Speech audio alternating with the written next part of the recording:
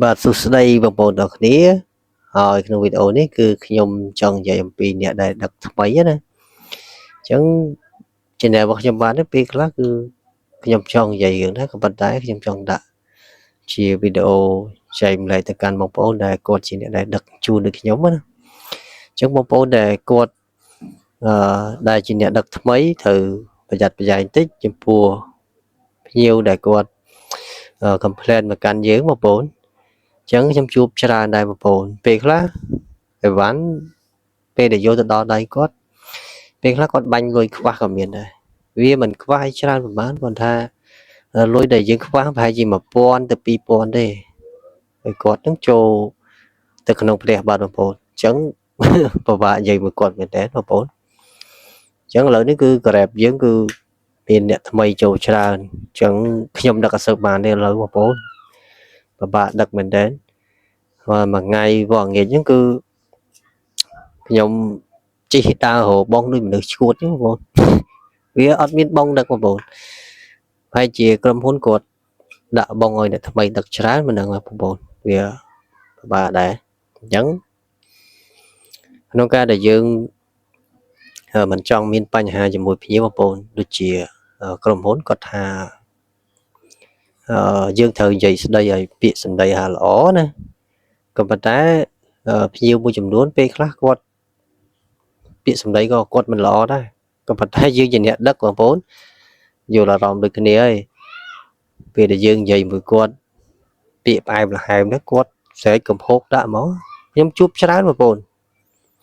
ភ្ញៀវខ្ញុំជួបច្រើនមែនទេតែមិនមែនថាភ្ញៀវអញ្ចឹងទៅអស់ហើយមានភ្ញៀវខ្លះគាត់ល្អអញ្ចឹងគាត់ឲ្យលុយ tip លុយអីអញ្ចឹងណាហើយភ្ញៀវខ្លះទៀតក៏គាត់មិនសូវអើពើមកយើងដែរគាត់ទៅយកអវ៉ាន់បាញ់លុយហើយទៅតែប៉ុណ្្នឹងអញ្ចឹងសម្រាប់អ្នកថ្មីត្រូវអត់ធ្មត់តិចបងប្អូនសម្រាប់ដែលយើងដឹកជញ្ជូនរាល់ថ្ងៃណា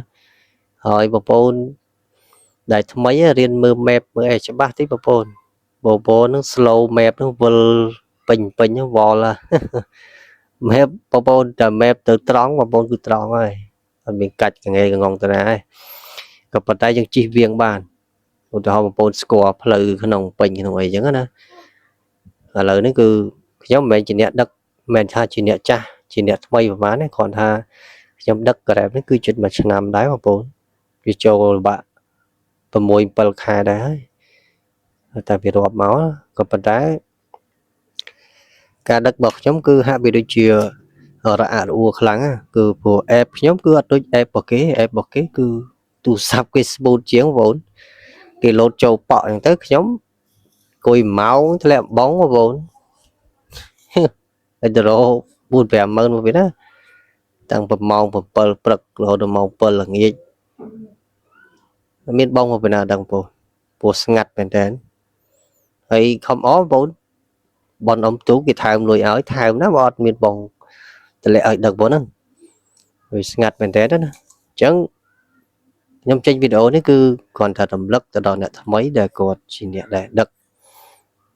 យល់ពីភ្ញៀវណាព្រោះភ្ញៀវខ្លះហ្នឹងគាត់វាថាចេញអាកប្បកិរិយាមិនល្អទេអញ្ចឹងយើងសម្រួលទៅតាមគាត់ទៅព្រោះដឹងស្រាប់បងប្អូនភ្ញៀវគាត់ជាស្ដាច់ទៅហើយយើងធ្វើម៉េចមានតែទ្រាំដើម្បីលុយតាមតាណាបងប្អូនម្ចាស់ទឹកម្ចាស់គោកណាអញ្ចឹងអូខេបងប្អូនមានតែប៉ុណ្្នឹងទេហើយវីដេអូក្រោយគឺខ្ញុំមានបទពិសោធន៍ថ្មីទៀតហើយបងប្អូនណា